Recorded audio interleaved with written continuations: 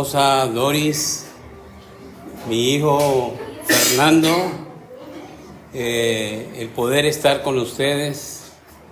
El Señor nos ha bendecido grandemente el tiempo que hemos estado, porque estuvimos primeramente allá en Pereira con los hermanos. Allá también fue un tiempo muy especial, y como ya el hermano lo dijo en la presentación, sí es cierto, vengo de Honduras, pero en este momento soy colombiano, ¿verdad?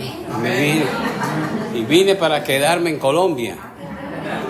Bueno, es como un chiste que hice en el principio, porque desde que llegamos me sentí realmente bien bendecido acá, me sentí como en casa, Nos identificamos mucho con la comida y con el trato y todo. Casi tenemos muchas cosas similares con los hermanitos de Colombia.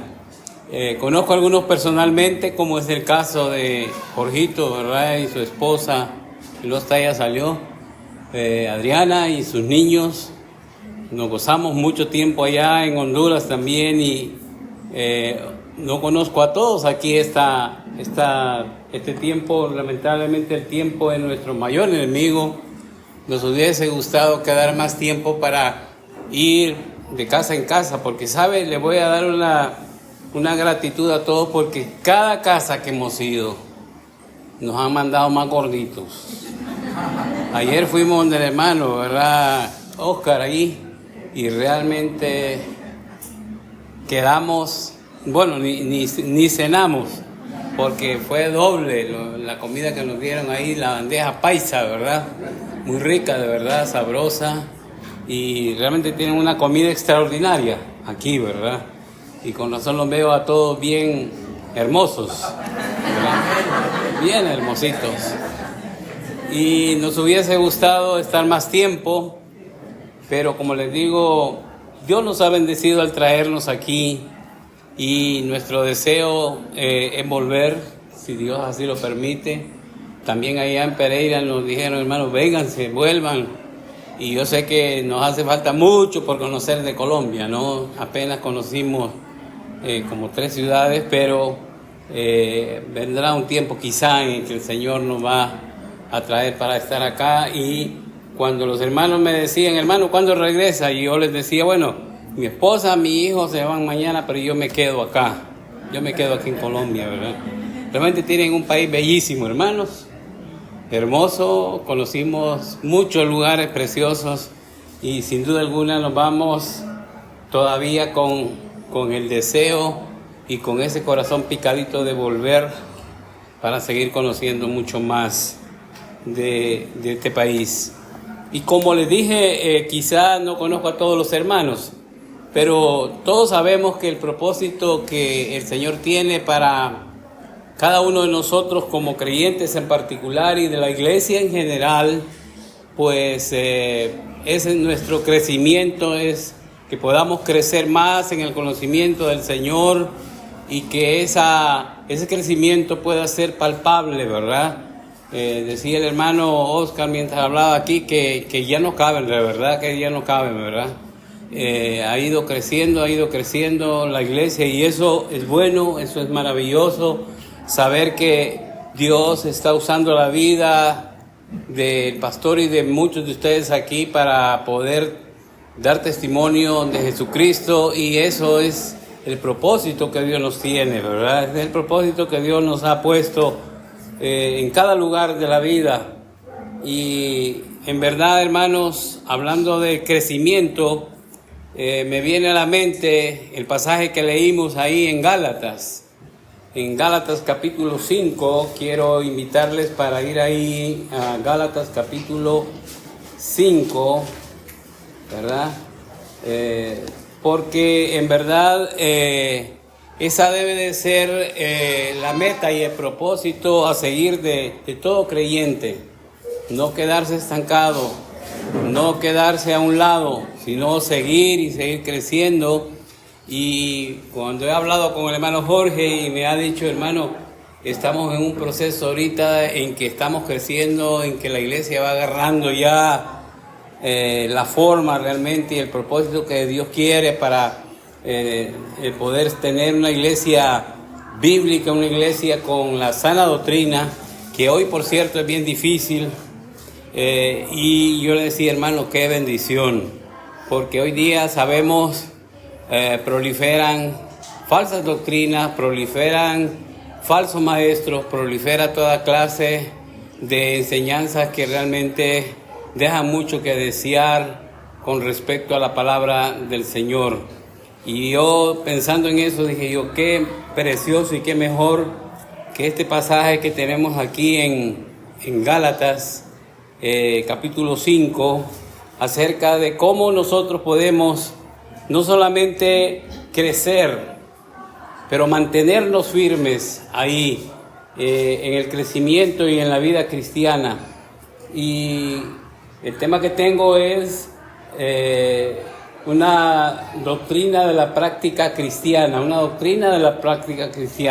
el peligro de caer en las falsas doctrinas, el peligro de caer de la gracia, como dice ahí el pasaje que leímos. Y interesante que el apóstol Pablo nos recuerda que como creyentes, que como líderes que somos, y especialmente como los hijos que Dios ha escogido para salvación y para hacer posible que el reino de Dios avance en esta tierra, en este mundo, y nos ha sacado de la esclavitud del pecado, nos ha sacado de todo el oprobio que el pecado había causado en nuestras vidas, y ahora nos ha hecho libres. Ahora somos libres, ya hemos sido constituidos como hijos de Dios y como el pueblo de Dios. Y el apóstol Pablo nos recuerda que en esa libertad, como cristianos, como creyentes que somos, debemos de tratar de permanecer firmes, porque en verdad, hermanos, cada día la vida es una lucha, ¿no? Y la vida cristiana lo es aún más, por el hecho de que estamos viviendo en un mundo de pecado, estamos viviendo en un mundo de tantas contradicciones, estamos viviendo en una situación en la que tantas cosas se han perdido, ¿verdad? En el ámbito espiritual, algunos principios y valores que han sido excluidos de la palabra de Dios, con el único fin, dizque, de poder hacer más fácil la vida cristiana. Pero en verdad la vida cristiana no es fácil. La Biblia dice que si alguno quiere ser un seguidor de Jesús, debe sufrir como Él sufrió, como Él anduvo. Y la vida cristiana consiste en eso, ¿verdad? Y cuando hablamos del crecimiento de la iglesia, nos gozamos que la iglesia crezca. Cuando vemos que ya el local es insuficiente para albergar más y más personas, eso nos trae gozo, y eso debe de ser también a la vez un reto para todos, ¿no es cierto? Debe ser un reto porque el crecimiento espiritual y el crecimiento de la iglesia, pues en un sentido no consiste tanto en el número de personas, ¿verdad? Sino más bien en el crecimiento del conocimiento de la verdad, de la palabra de Dios, en el conocimiento de los propósitos de Dios para cada uno de nosotros y para la iglesia. Esa es la manera en que podemos medir cuánto ha crecido nuestra iglesia. Hoy día vemos mega iglesias, ¿no? Miles y miles y miles de personas, pero triste y lamentablemente han perdido todo ahí, su primer amor, han perdido el tiempo, han perdido, equivocadamente se han desviado y han ido a lugares donde lo único que se hace cada día más, por decir así, notorio es la fama, ¿verdad? Si vemos esos predicadores, telepredicadores, televangelistas, que hoy los vemos también en las redes sociales, que el propósito de ellos solamente es adquirir fama, dinero, fortuna, y no importa para ellos a cuántas personas se llevan de encuentro, ¿verdad? Cuántas personas. El doctor John MacArthur tiene un libro que se llama Enemigos del Evangelio y dice que hay muchas iglesias, hay muchos pastores que lamentablemente están enviando más gente al infierno que al cielo, porque han equivocado verdaderamente los principios y el propósito de Dios para la iglesia. Y como yo les decía, qué bueno que esto es propicio para ustedes y para todos los creyentes y para todas las iglesias que buscan la verdad. Consideremos el caso de la iglesia en Galacia o la carta del apóstol Pablo a los Gálatas. Y realmente, hermanos, hablando del crecimiento, el comienzo de esta iglesia, el crecimiento de esta iglesia de Gálatas realmente fue algo maravilloso. La iglesia en Gálatas tuvo un crecimiento, por decirlo así, trascendental. Tuvo un crecimiento espléndido, tanto como personalmente como los creyentes, como la iglesia en general, ¿verdad? Fue algo maravilloso. Como les digo, sí lo gozamos porque la iglesia crece, pero debemos estar enfocados que el crecimiento de la iglesia, como Pablo lo dice, no debe ser en vano, debe de ser un crecimiento basado en la sana doctrina, basado en la palabra de Dios. Y en ese sentido agradecemos a Dios porque ustedes están realmente alimentándose y están comiendo, por decirlo así, el buen alimento espiritual. Y nuestro querido hermano Jorge, que ha sido preparado y ha sido realmente un baluarte aquí, sin duda alguna, que les va a enseñar cada día más y más ese propósito para la iglesia. Entonces la iglesia de Gálatas tuvo un nacimiento y un crecimiento, pero maravilloso, espléndido. Se sentía ese ambiente de verdadera hermandad y sobre todo de ese crecimiento espiritual en la iglesia. Pero lamentablemente, sin embargo, eso duró tan poco tiempo. Eso fue desfalleciendo. Duró realmente tan poco que no duró mucho.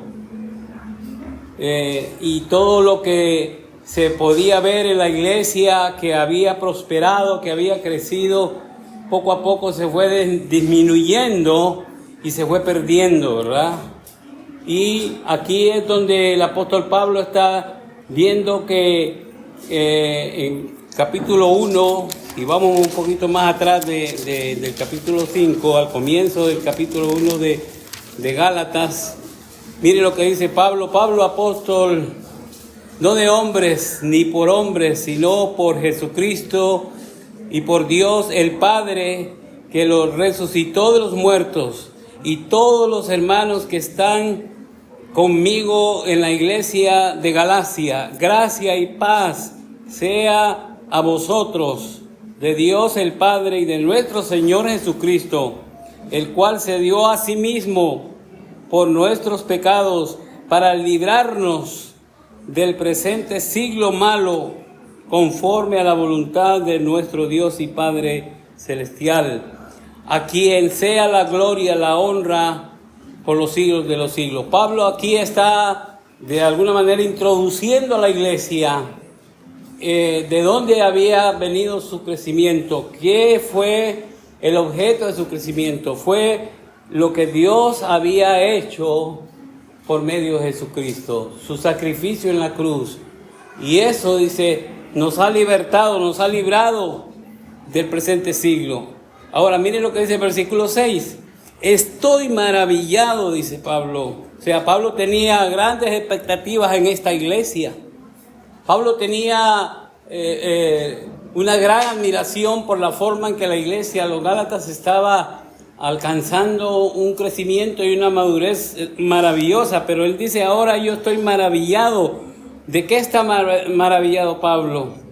Cualquiera puede pensar que Pablo va a decir, estoy maravillado de que ustedes sí son buenos creyentes, de que ustedes sí siguen firmemente la palabra, de que ustedes sí están atentos a hacer que la palabra de Dios sea para ustedes la norma de vida y obedecen la palabra de Dios. Pero no, Pablo dice que tan pronto se hayan alejado del que os llamó por la gracia de Cristo para seguir un evangelio diferente. Sin duda alguna, hermanos, que todo verdadero creyente se pone triste cuando un hermano, cuando una iglesia que ha estado, como decimos nosotros, viento en popa, ¿verdad? Y de repente la vemos que esta iglesia, que este hermano está disminuyendo, que este hermano está decreciendo, que este hermano está perdiendo verdaderamente. Y Pablo es uno de los que se sorprende, se maravilla. ¿Por qué fue que estos hermanos tan pronto, en menos de lo que él esperaba, se dieron, como decimos en Honduras, la vuelta, ¿verdad? Y comenzaron a fallar. No que haya otro evangelio, dice, ¿verdad? Sino que hay algunos que os perturban y quieren pervertir el evangelio de Cristo.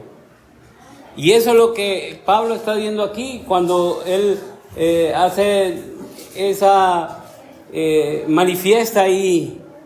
¿Por qué él estaba triste y por qué él estaba asombrado?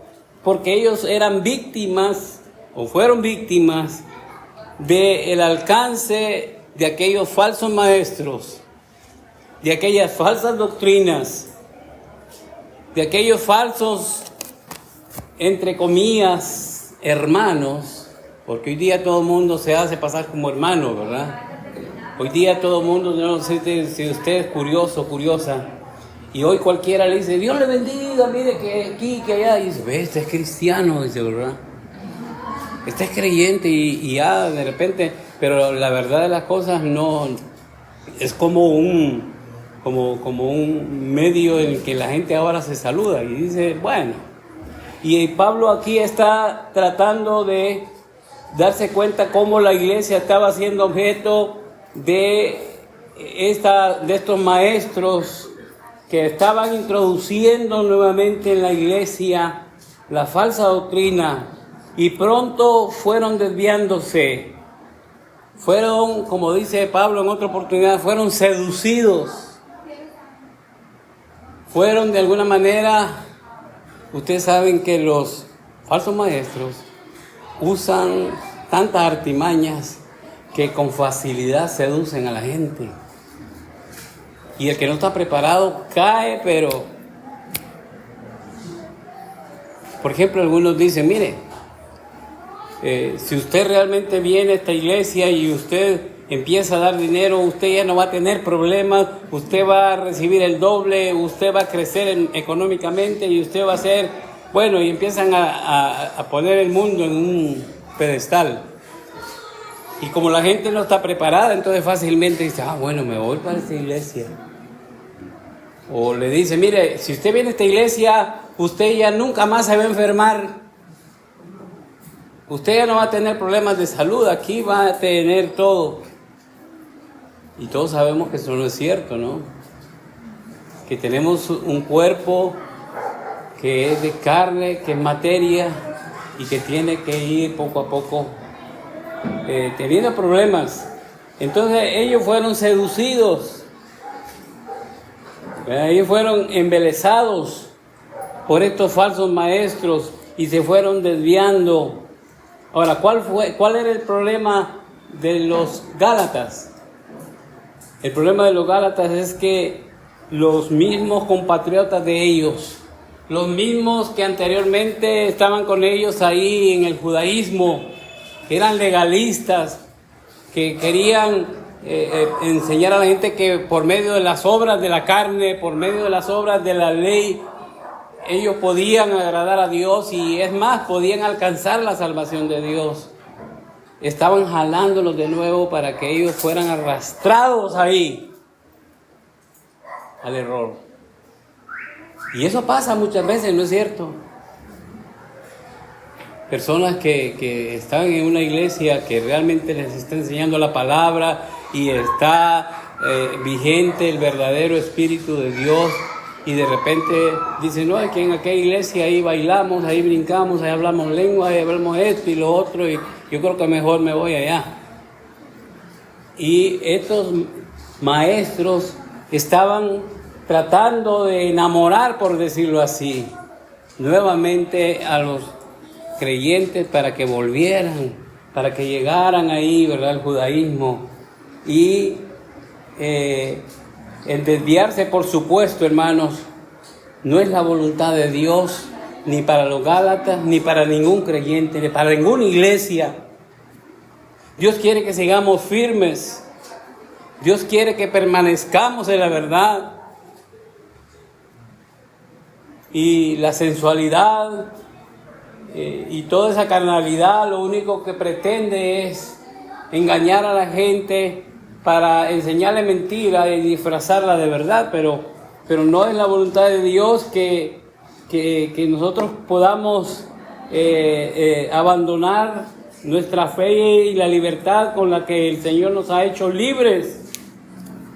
Pero lamentablemente esta es una situación y es una realidad en nuestros días, que podemos verlo ahí cerca de su casa, de la iglesia, y donde sea se puede notar que esa es una realidad que no podemos esconder. Cómo hay personas que se desvían, ¿verdad? Porque muchos cristianos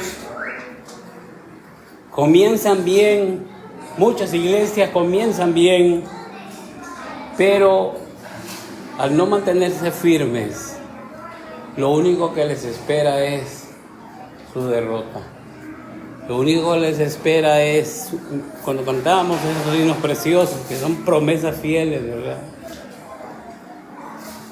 El Señor quiere que nosotros también sigamos. Por eso el apóstol Pablo consideraba la vida cristiana como la vida de un atleta, ¿verdad? Como la vida de alguien que se mantiene ejercitado.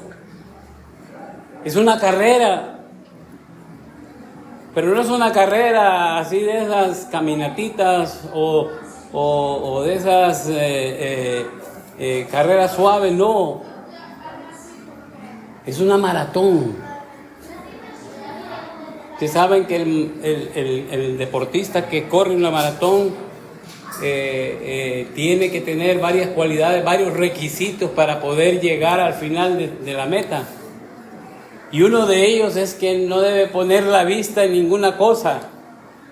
No debe de poner la mirada hacia los lados donde está el público alentándolo o echándole upas o haciéndole fuerza para que siga y siga y siga, ofreciéndole agua, ofreciéndole aquí, no. El atleta tiene la vista puesta al final. El atleta quiere no distraerse hasta llegar a la meta final.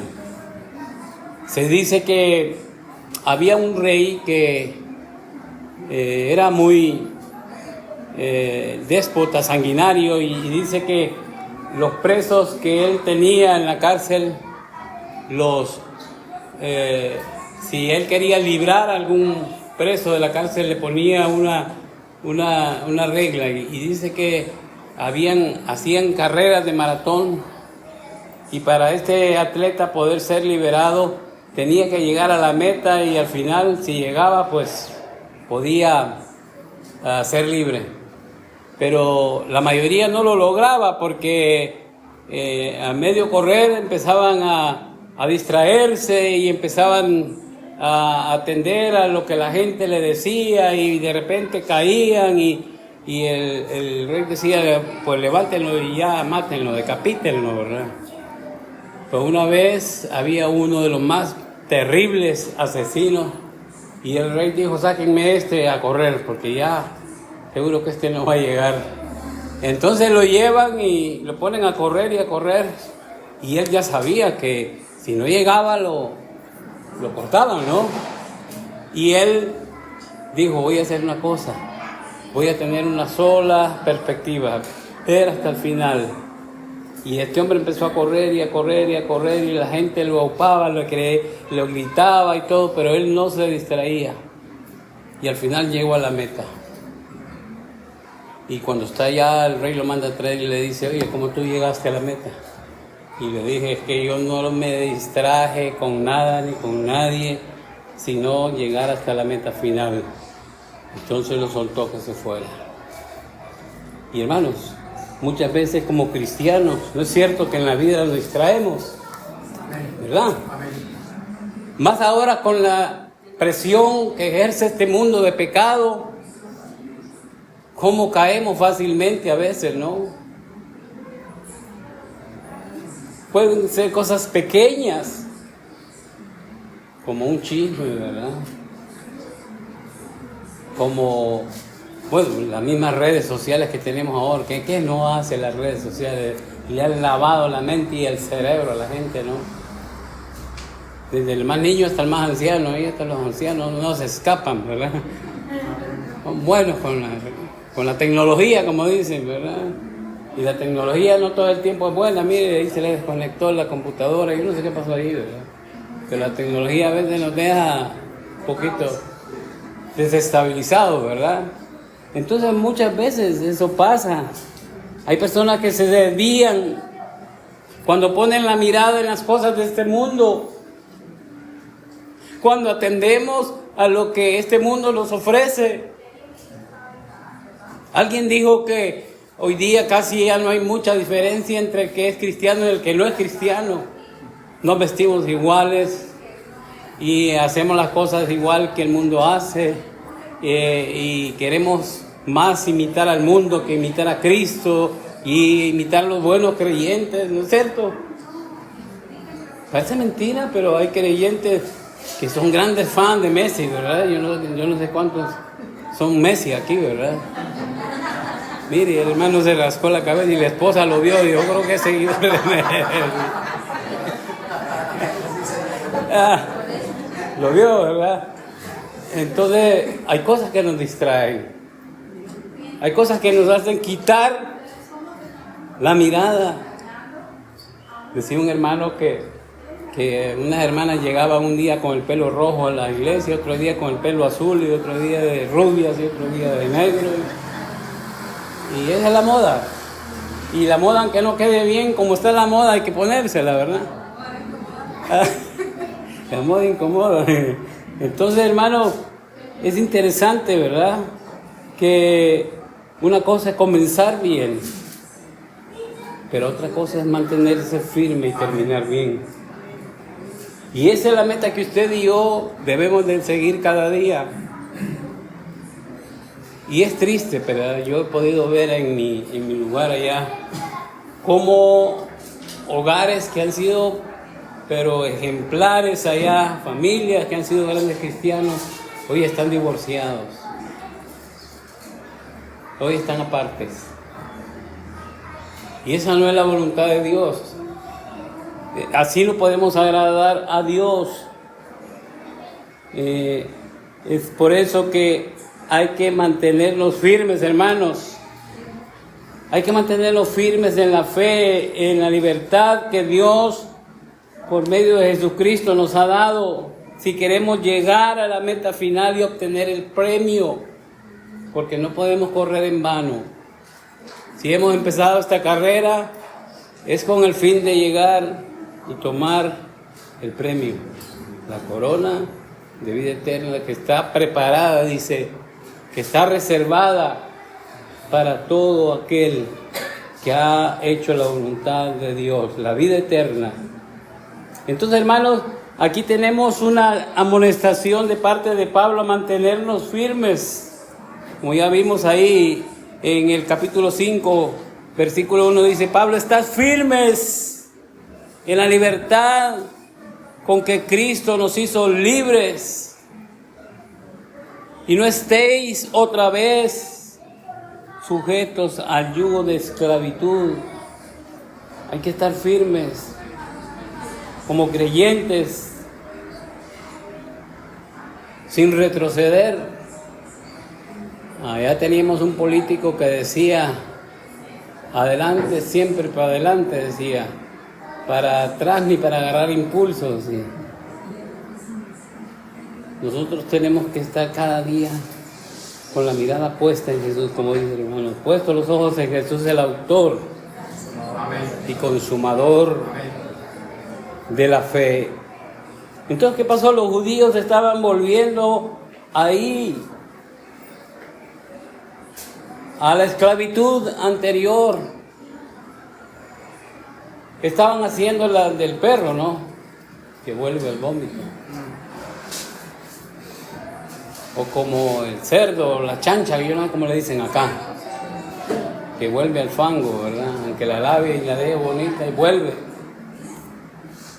Es interesante, hermanos, estar firmes, no retroceder a la vida pasada, a la vida de pecado, al legalismo, volver a estar en la esclavitud de la idolatría. Los judíos creían en Jesús, pero a la vez también ellos creían que Jesús no era suficiente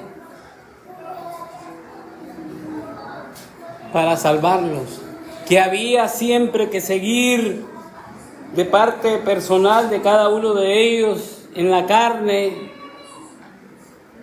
tratar de alcanzar la salvación. Ellos creían que era necesario añadir esas prácticas de la ley, de las cuales ya Cristo los había librado, de las cuales el Señor nos había hecho libres.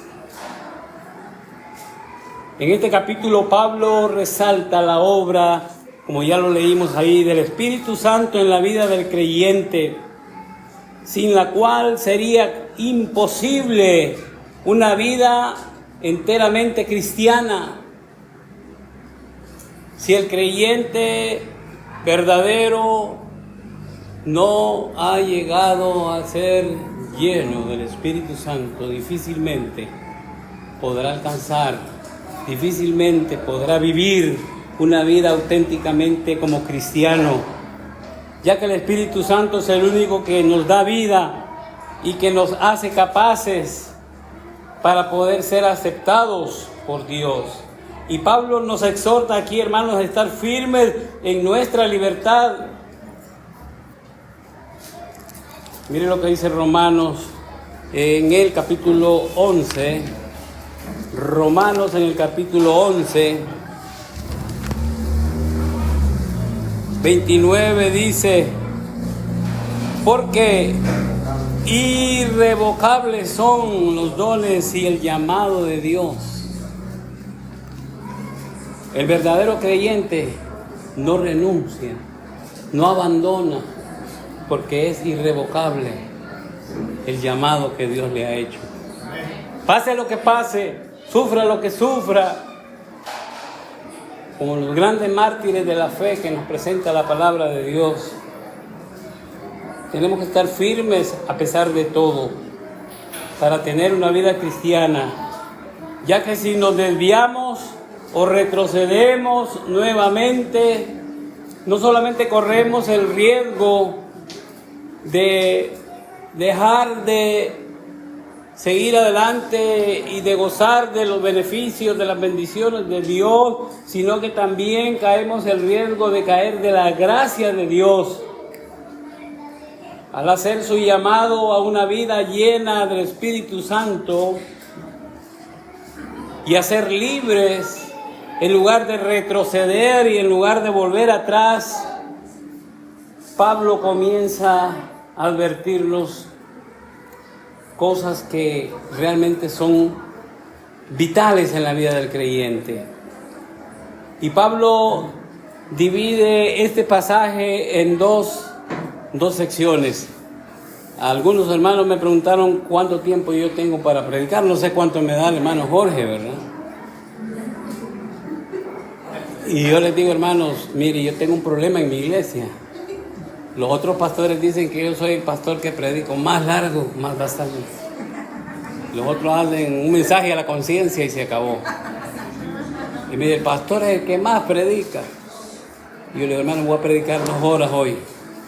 Si dice que olvídese del almuerzo, ¿verdad?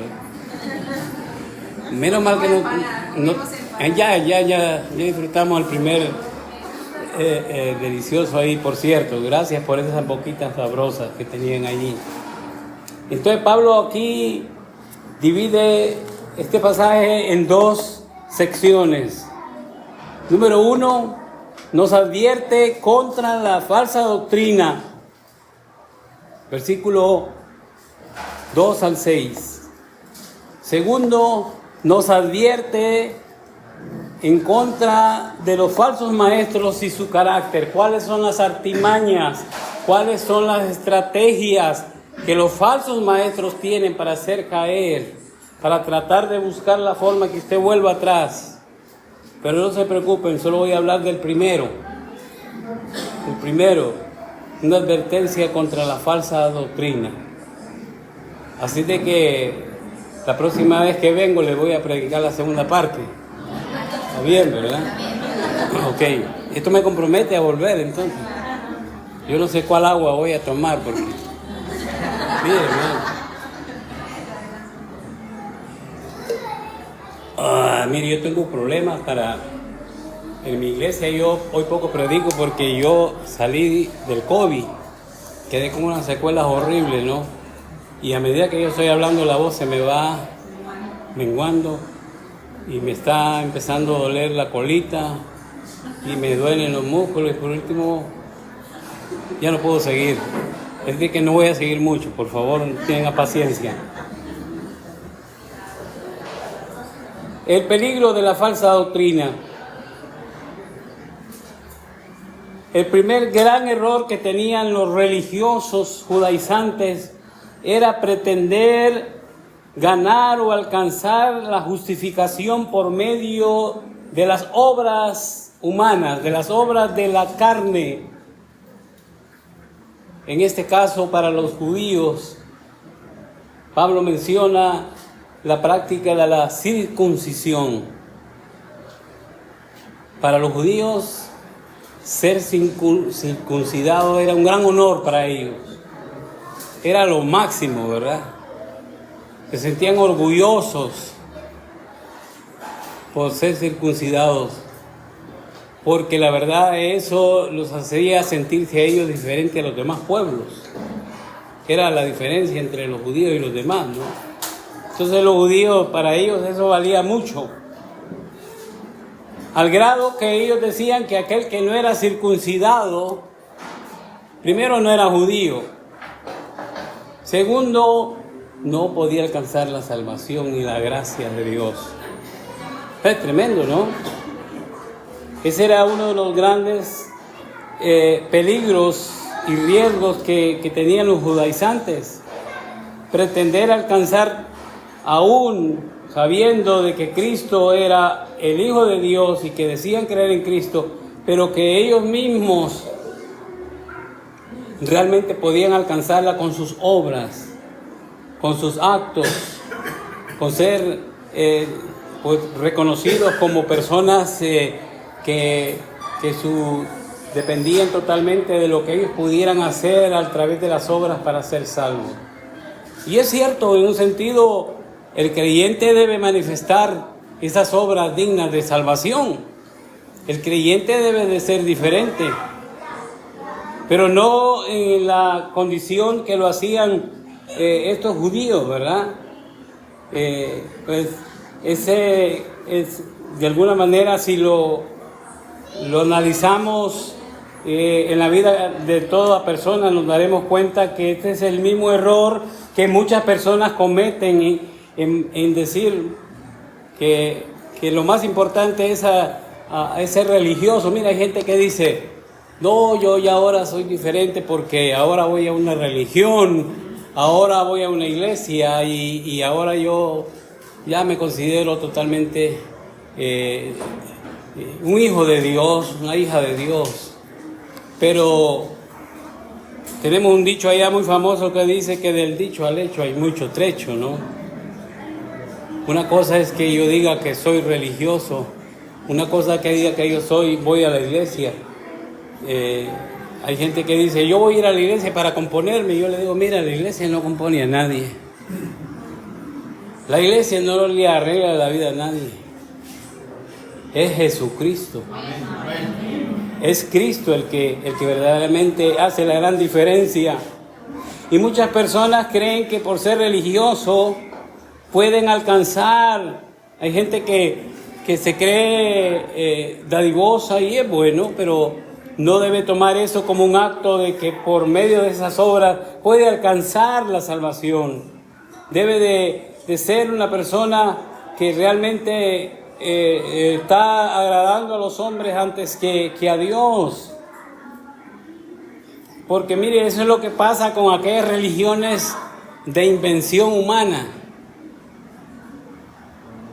Cuando las religiones son humanas, de hombres, con enseñanzas, con doctrinas de hombres, hacen ver a la gente que lo más importante es que usted tenga buenas obras. Aunque lo demás pase inadvertido, ¿no? ¿Cómo está su relación con Dios? ¿Cómo está su relación con su oración, con su lectura bíblica, con su... Ahí tiene un bonito pasaje que dice, no dejando de congregarlos, ¿verdad? Pero, ¿a qué venimos a la iglesia? ¿A qué venimos a la iglesia? ¿Solo por venir a pasar un rato? ¿Solo por venir a distraernos? ¿O para venir a ver cómo vino el hermano, la hermana, etcétera, etcétera? No, es una relación personal con Cristo. Alguien dijo que la vida cristiana no consiste solamente en una acción, sino que es realmente un estilo de vida. Es un estilo de vida. El creyente debe manifestar realmente a Cristo en su vida cada vez que hace las cosas, que actúa. Entonces, en este sentido, muchas personas caen en el mismo error que habían caído los judíos. Consideraban que lo más importante para ellos era las obras de la carne. Ir al judaísmo nuevamente. Y de esa forma, en lugar de... Ellos tomaban la circuncisión de una manera equivocada, distinta, y en lugar de valorar de forma la que Dios creó o Dios estableció la circuncisión, tal como Dios la había establecido y la había dado a su pueblo, solo como un símbolo de parte de la promesa de Dios. Vamos a ir rápidamente a Génesis capítulo 17. Me gusta que los hermanos muevan su Biblia para que no me duerman, porque creo que algunos yo los duermo. Génesis capítulo 17, 9 y 10.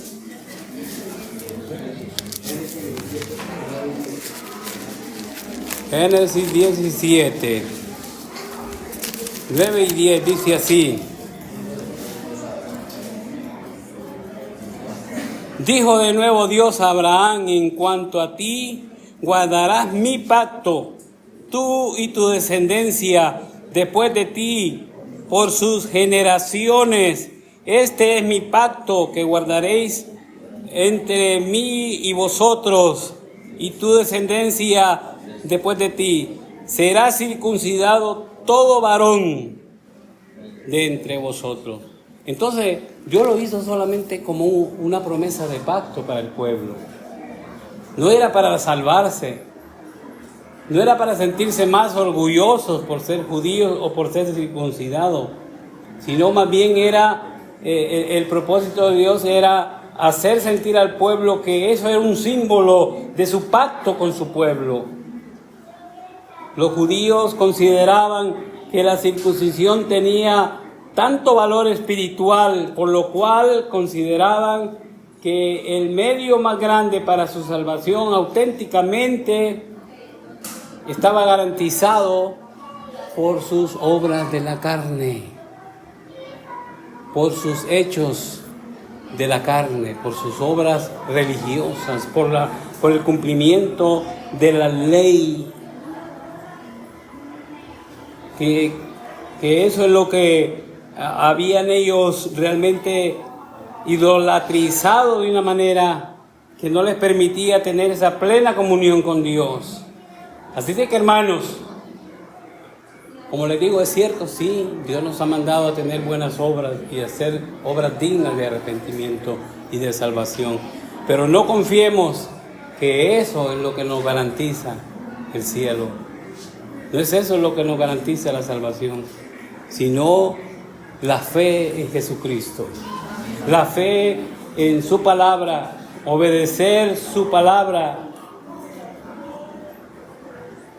Mientras Pablo está combatiendo esta herejía, él nos presenta aquí 4 consecuencias trágicas que trae como resultado el hecho de que muchos confían en falsas doctrinas. Número 1,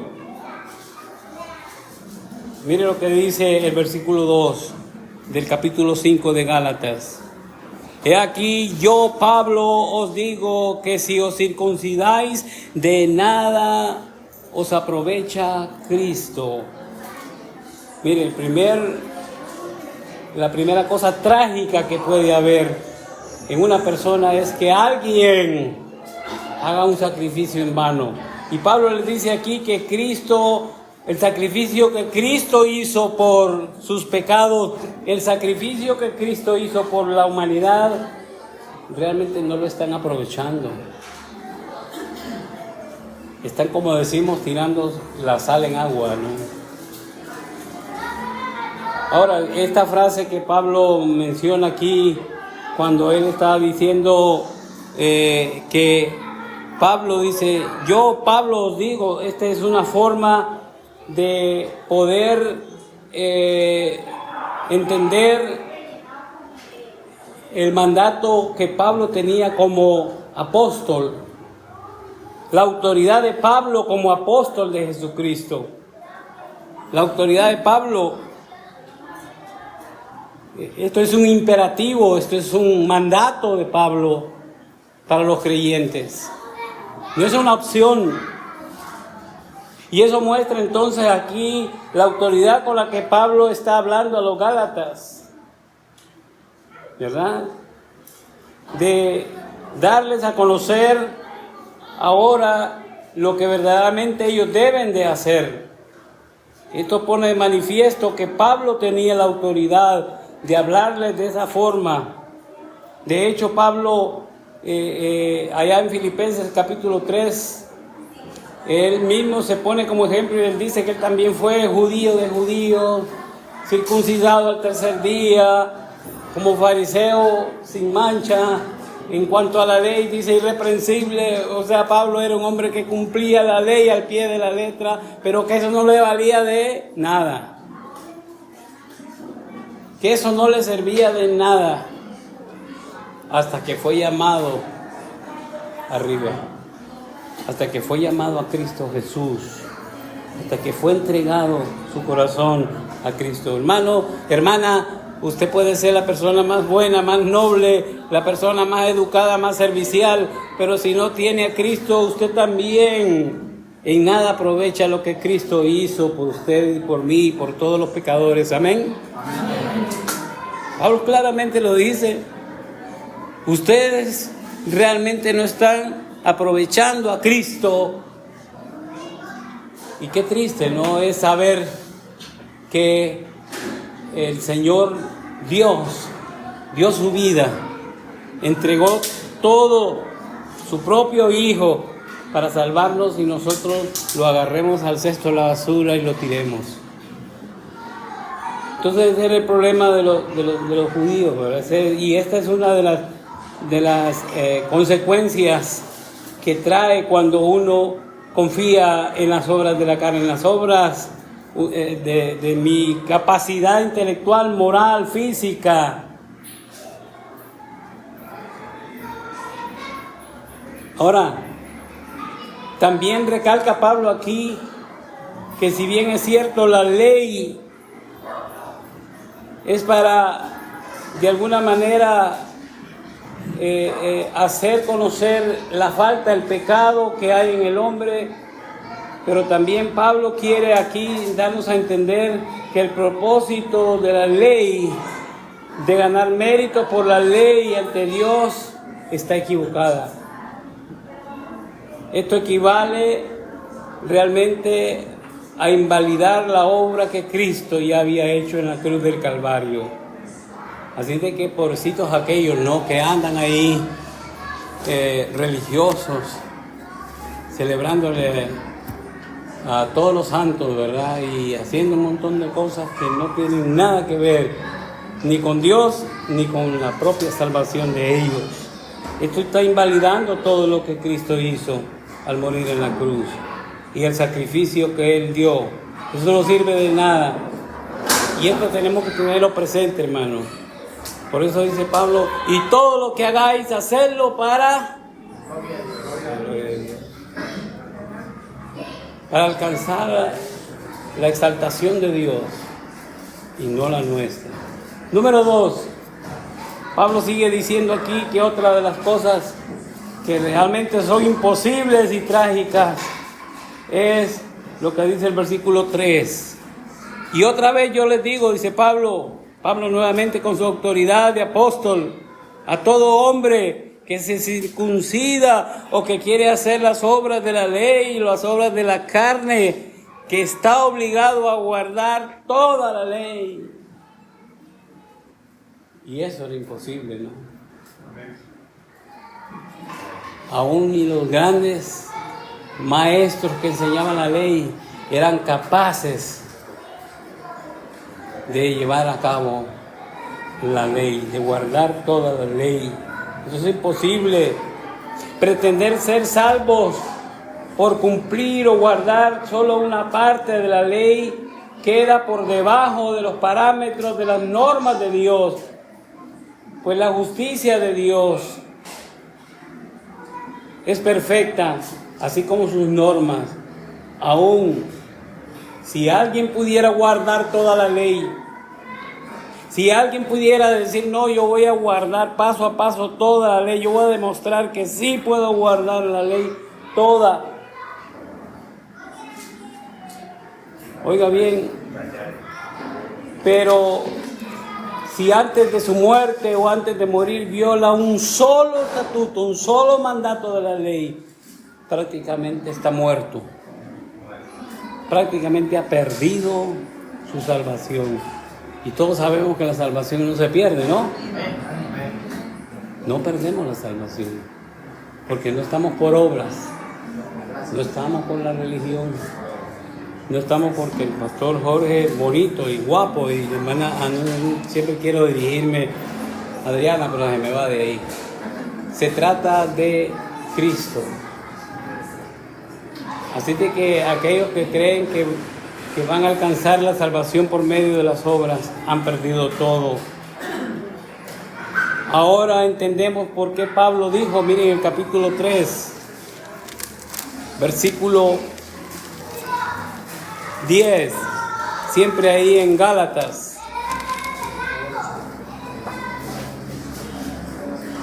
Porque todos los que dependen de las obras de la ley están bajo maldición, pues escrito está, maldito todo aquel que no permaneciere en todas las cosas escritas en el libro de la ley para hacerlas. Qué claro, ¿no? Más claro no puede cantar la gallina, ¿no? No, solo el gallo es el que canta, ¿verdad? Pablo lo dijo claramente ahí. Número 3. Han caído de la gracia de Dios. Versículo 4, miren lo que dice ahí. De Cristo os desligasteis, lo que por la ley os justificáis, de la gracia habéis caído. Hermanos,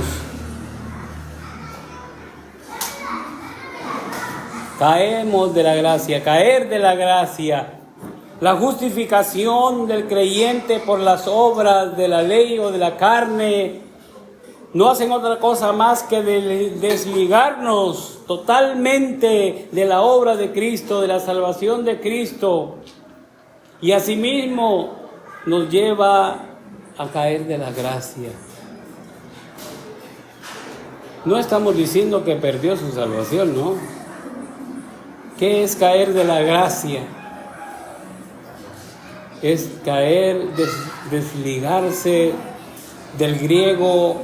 Catargeo significa quedar separado, soltarse, estar caídos. Significa perder de vista el lugar de donde nos hemos tomado, donde nos hemos agarrado. En lo que Pablo está insistiendo aquí es que la ley y la gracia no pueden mezclarse mutuamente. Son como el agua y el aceite. La gracia nos hace a nosotros alcanzar la salvación. Hay un teólogo de apellido Wasserman que dijo: mientras la ley dice qué es lo que debo de hacer para agradar a Dios, la gracia dice que Dios lo ha hecho todo ya por mí. Qué bendición, ¿no? Eso es. Por la ley usted tiene que estar haciendo obras y haciendo esto y todo le sale mal y no le sale como usted cree que ya no va a llegar al cielo o que ya no va a alcanzar. Pero la gracia dice que Cristo ya lo hizo todo. Él ya pagó todo, que Él ya hizo su sacrificio, su muerte por nosotros. Esto es maravilloso, hermanos. Realmente glorioso. Y por último, hermanos, estamos excluidos de toda justicia. Versículo 5, miren lo que dice ahí. Pues nosotros por el Espíritu aguardamos por fe la esperanza de la justicia. Hermanos, qué interesante es que cuando confiamos en las obras es quedar excluido de la justicia de Dios. Por lo cual los creyentes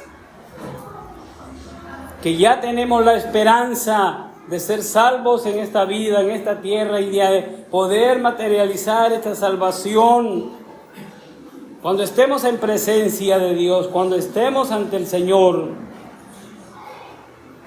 esto es algo que los religiosos, esto es algo que aquellos que solo quieren religiosamente alcanzar la salvación por las obras de la carne, que confían en sus obras, ellos no la tienen. Ellos están sin esperanza. Ellos no pueden estar seguros de que si hoy parten, estarán con Cristo. Pero los creyentes sí, amén. Amén. Usted y yo estamos seguros que si el Señor nos llama hoy o viene en este momento, tenemos ya asegurado, tenemos la esperanza eterna. Tenemos esperanza. Y los religiosos sencillamente no la tienen. Así que Dios desea que todos tengamos esa esperanza. Por tanto, nos manda a vivir firmes en esta libertad que Cristo nos ha dado y nos gocemos de las bendiciones, del cuidado y de todas las promesas que Cristo ya ha preparado y ha prometido para todos sus hijos de antemano. Todo por el sacrificio que Él ya pagó en la cruz, hecho de una sola vez y para siempre, dice Hebreos. Tanto para esta vida presente como para la vida venidera. Hermanos, si nosotros nos gozamos, si nosotros somos bendecidos, somos el pueblo más feliz, el pueblo más lleno de la gracia y del amor de Dios, es porque tenemos a Cristo en el corazón. Amén. Amén. Amén. Sí, así simple y sencillamente. Él ya dijo de antemano que todo eso estaba hecho. Todo está perfectamente hecho. tanto en esta vida como en la vida final. Mire lo que dice en Timoteo un poquito más adelante, ya para terminar, 1 de Timoteo 4.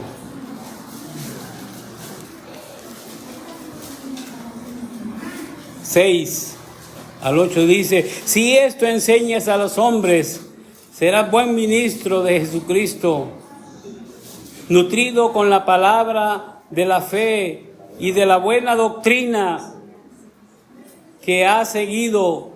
Desecha las fábulas profanas y las viejas y ejercítate en la piedad, porque el ejercicio corporal para nada es provechoso, pero la piedad para todo aprovecha, pues tiene promesa para esta vida como para la venidera.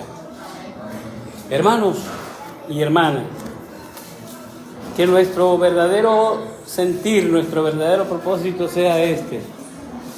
No pongamos oído a los falsos maestros. La Biblia dice que ni siquiera los atendamos, que más bien salgamos de en medio de ellos. Muchos aún siguen siendo esclavos del pecado y de la carne por seguir una religión, por pretender alcanzar la salvación por medio de sus obras, de una vida vieja, llena de pecado, de manera de vivir equivocadamente. Están aferrados a prácticas del pasado. Y esto es bien peligroso, hermano, porque fíjense, parece broma, pero al menos de mi país, y yo creo que todo el mundo también, hay gente que es cristiana, pero todavía tiene algunos mitos que cree. ¿Cierto? Todavía cree, como dijo un tío mío, en santos que orinan, ¿verdad? Todavía están aferrados a ideas y prácticas que tenía de la vida vieja. ¿Y qué dice 2 Corintios 5:17? De modo que si alguno está en Cristo,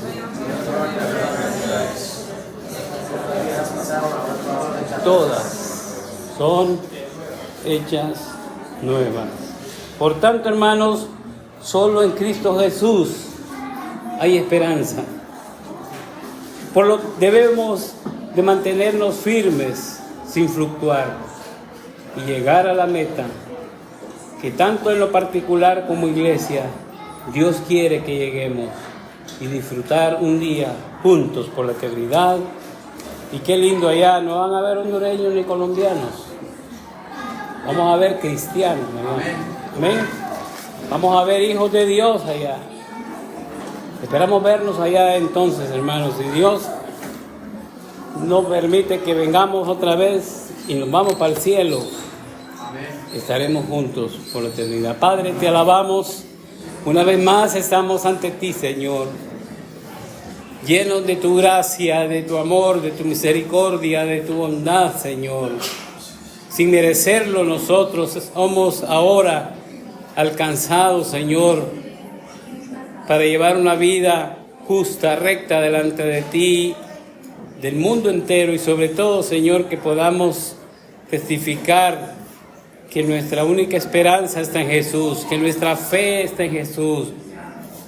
Que nos ayude, Señor, a fortalecer nuestros vínculos como hermanos y a desechar todas aquellas cosas que la falsa doctrina, que los falsos maestros quieren pretender introducir en la vida de la iglesia.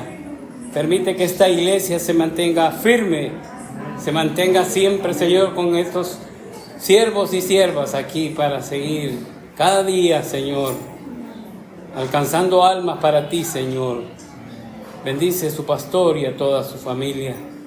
Y gracias, Señor, por el privilegio que nos has concedido una vez más. En el bendito nombre de Jesús lo damos, lo pedimos todo. Amén. Que Dios lo bendiga, hermano.